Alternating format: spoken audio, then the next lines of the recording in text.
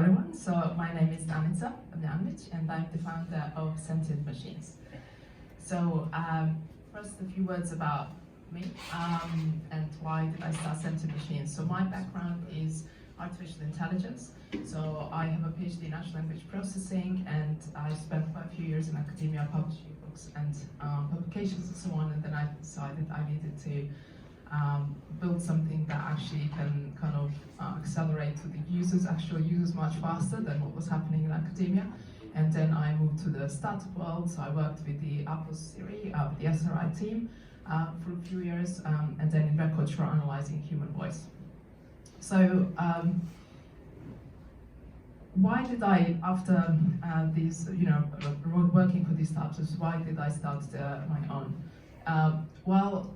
Throughout my career, so I started as a software engineer and then became a scientist and then entrepreneur, I always felt as if I was having a helping hand, someone to help me with my communication skills. And even though I was very passionate about learning languages and like foreign languages, I realized it wasn't all about the vocabulary and the grammar, and there's much more to communication than just the words.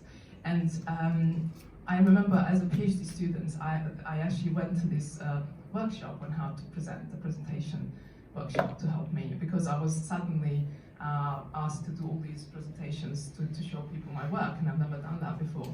And the first thing they did is they recorded me, and it was actually quite painful and embarrassing to actually watch, because they actually made me then watch it and then comment about it, and it was just, oh my god, like I was so terrible. And I didn't realize this is where I actually learned how different, like as a speaker, I thought I was amazing, I was incredible.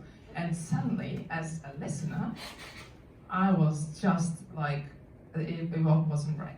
So I realized there's, when you talk to people, you talk kind of, there is an exchange going on, you are communicating, and even like here, you are an audience, but I am actually trying to connect with you, because that is what a good communication and presenter is. And I've realized how much emotion plays, and how, as human beings, we strive. This is what we are trying to do. We're trying to connect with each other because we need that. And this is kind of what's embedded in Sentient Machines. We pay a lot of attention on trying to help people communicate, where emotion is kind of in the middle of it. It's very, very important on how you feel during the communication and how the other person feels. Are you listening to the other person? So just related to that, I also want to mention something that I was very proud of when I went to Bhutan. But actually not proud of, it kind of validated what we are trying to do. So I went to Bhutan and I traveled to many, many countries, but I've never been so amazed by the country as in Bhutan. I was like incredibly sad when I had to leave, and I always look forward to going back to London and going on to the next travel, exciting. And I was trying to think, why was this? Why I was so touched by Bhutan? And it was the people. And the people I was interacting with, and okay, I was a tourist, so I was interacting with the guide, with the hotel staff, with some people that I met and so on, but they were genuinely happy, like they were content, they were very humble, happy, and this is not like the most developed country in the world. They're very, very poor in many areas, but that human element is there, like they are genuinely taking care of each other and so on. And then I met this guy who has an AI company in Bhutan, and he told me about his project where he's paid to measure happiness of people within the company. So I learned about the Gross National Happiness Index, and I was really, really amazed by this, because here we use GDP as like one of the main measures to actually measure our performance. And I mean, it's one of the least human, there's nothing human about measuring, just using numbers to actually measure how well we do. And I did wonder, is there a way to actually bring this back here? And in Sentient Machines, you'll see in a minute, we do measure how people are happy, and I'll try and come back to that in a minute. But moving on to kind of take you on a journey of Sentient Machines, we are witnessing a new era of empathic human-machine collaboration. And increasingly, we are seeing bots used in real life situations. So you're talking to Alexa much more than ever before, like bots are deployed everywhere. So what we have developed is a platform that can read and listen to the human speech and understand emotion in order to help with communication and on how to handle that emotion. So I once recently, I went to this conference and I met this guy and I told him about what we do, and he said, "Oh my God, that's amazing. You can analyze the talks with my ex-wife." It's just like a test alarm, don't worry about it. Just hold your... Oh, that's fine. I thought I said something.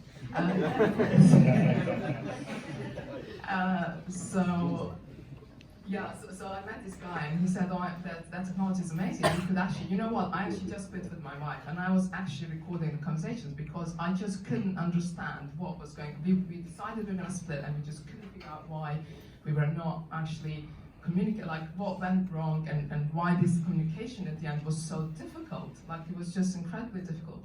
And then I was like, "Oh, we are onto something interesting." So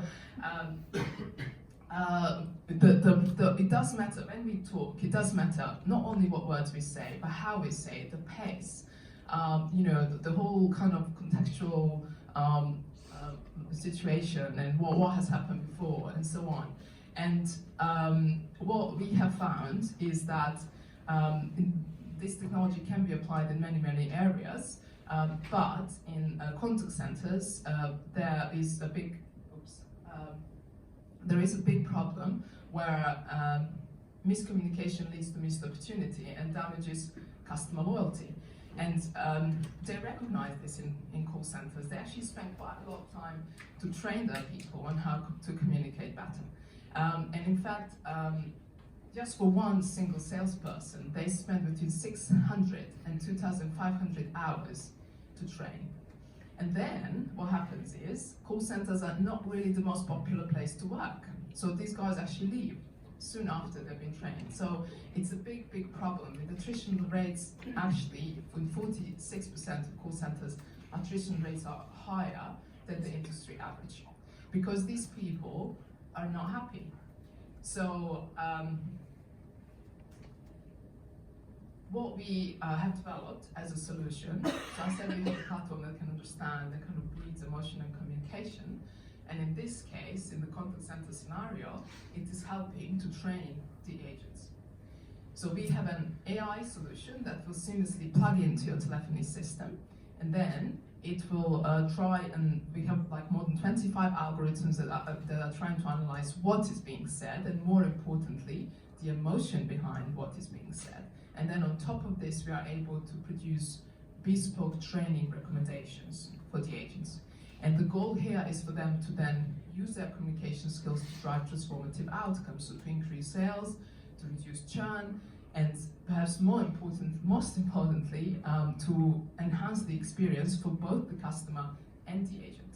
And again, going back to my Bhutan story, it's the people that made me happy. So I was the customer and I felt that. I didn't immediately know, but it was because they were genuinely happy. They were not pretending.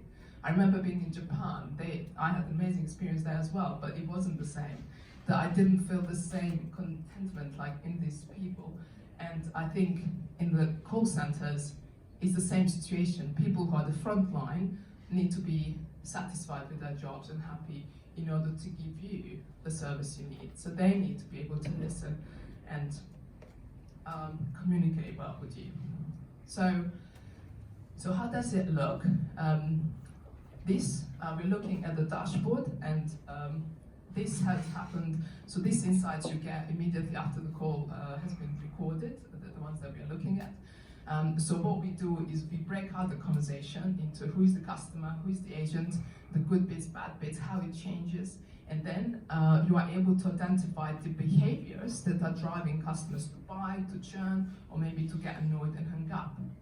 And if that happens, you're then able to also identify the areas. So for each word, you're able to see how is it being perceived.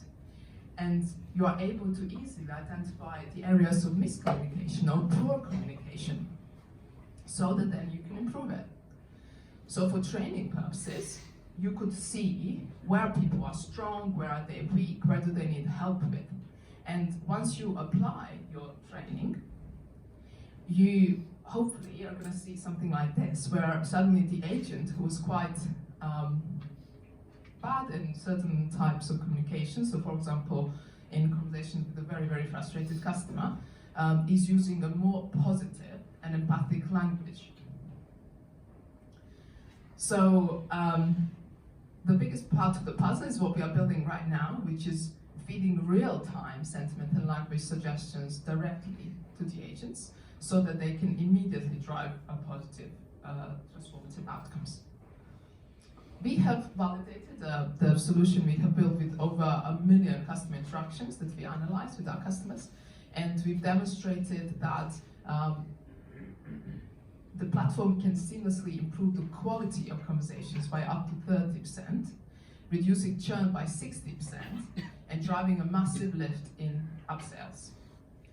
We are on a mission to help humans become better communicators, and I think I was going to share a lesson that I've learned as well, which I have forgotten to put on the slides, but perhaps for me the most important lesson, again coming really personally related to me, and everyone is different, is that at the beginning of our journey I was very shy to talk to our customers and ask them for the feedback and really like to understand the pain and so on, and it took a few iterations to actually get there. But if you are open to understand, because ultimately we are building something to help the customer, and if you're not doing that, if you're not hearing or not talking to them, not getting feedback, I think then it becomes much, much harder. So I think that would be my advice for anyone, to kind of be open and just be kind of not embarrassed by whatever you've built, and just ask for feedback, because I think it does matter, because you want to ultimately help people. So thank you very much.